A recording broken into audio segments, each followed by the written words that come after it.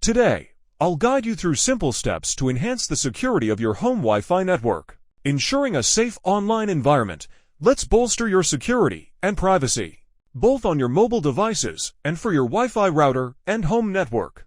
Many people merely set up their home network and leave it at that, relying on the default password provided by their internet service provider. However, there are several additional measures you can take. Here are 5 of the simplest steps you can implement right away.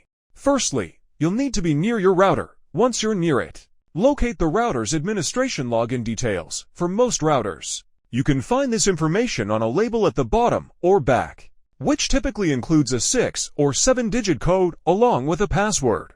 If you're using an Apple Airport, you can access the Airport app on your Mac to find the necessary details. Now, let's focus on the first change, the SSID service set identifier. This is the name that appears when searching for Wi-Fi networks. Many SSIDs can be traced back to the router's manufacturer, posing potential security risks as hackers may exploit known vulnerabilities associated with certain router models. To mitigate this risk, it's advisable to rename your SSID to something less personally identifiable. Avoid using your name and opt for a more generic name that still allows you to recognize your network. While this change alone won't provide foolproof security, it's a simple adjustment you can make. Secondly, it's essential to set up a new, more secure password for your Wi-Fi network. While your internet provider may have provided a password during setup, it's wise to create a stronger, unique password. Consider using a password generator and a password manager like 1Password to assist with this task. Additionally, consider disabling remote access to your router.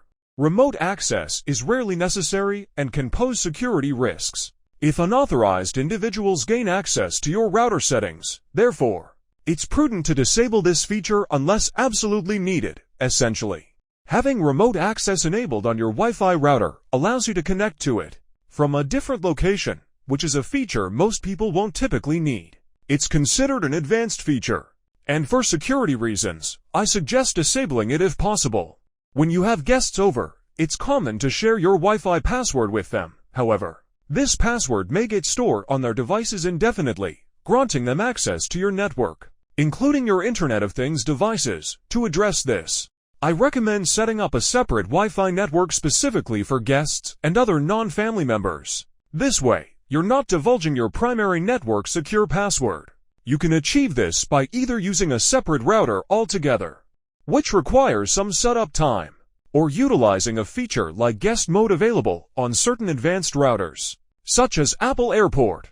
Guest mode creates a distinct Wi-Fi network that is isolated from your primary network, ensuring guests don't have access to your home network. Lastly, a crucial yet often overlooked step is to disable your Wi-Fi when you're away for an extended period, such as vacation or extended periods away from home beyond typical work hours.